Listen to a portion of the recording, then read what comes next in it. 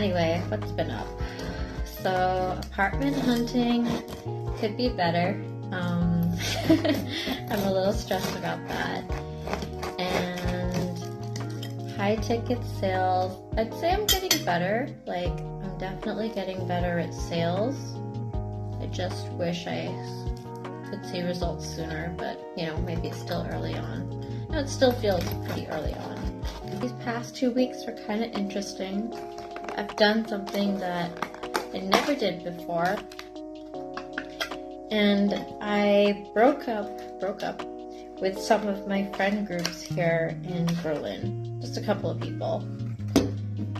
And it's not them, it's not me. I know it sounds super weird to say. It's really like, it's not you, it's not me. But I think if we'd met earlier in life, we would have been friends. Like, we would have been good friends, or legacy friends at least. But it's just, I think as an adult, you just don't have as much time or energy to invest in new relationships as before. And especially more so when you have a goal or big dreams that you're working towards, and when you get really clear on that kind of vision. It just makes it so much harder to invest in relationships where things are alright and the people are nice, but they're also not the kind of people that you would want to stay in touch with regularly for a long time. That's something I would never thought I would do. I don't know if it's like the people-pleasing side of me that I used to have that I have started outgrowing, or if it's just now I'm just so busy that I'm more picky with who I spend my time with. But I have had to politely turn down friend groups this week, and that's just so weird. I've come a long way since I first started living here.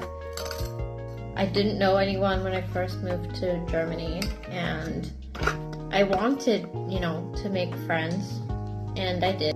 When you first move abroad and you don't know anyone, it makes so much sense to meet as many people as possible. And Berlin is one of those cities where you can literally meet the most random, alternative, niche groups of people that you'd ever meet in your life. And they say that no matter what your interests are, you will always find a group that also is interested in those things in Berlin. Like, if there's a place for niche things, it's Berlin.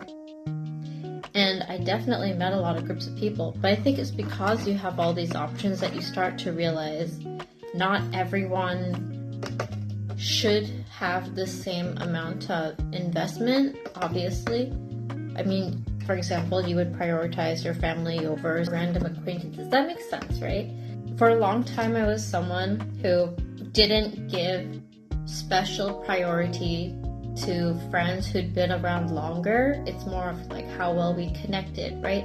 It's like people who get promoted at a job just because they've been around for a long time doesn't necessarily mean they're going to be the best at their job or like the best, choice of friend. But at the same time, I'm realizing now why people prioritize different types of friends or relationships, that by saying no to some things, in this case, saying maybe this relationship or this friendship isn't right for me, means that you get to have more time and more energy for the people in your life you want to keep around for the long term.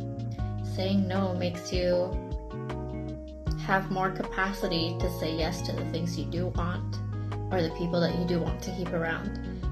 So that's been an interesting learning experience. I'm not going to lie, part of me is sad. Obviously, these are good people, and if it were a different time, if we were at different stages in our lives and we were younger, we had all that time in the world, we would have been friends.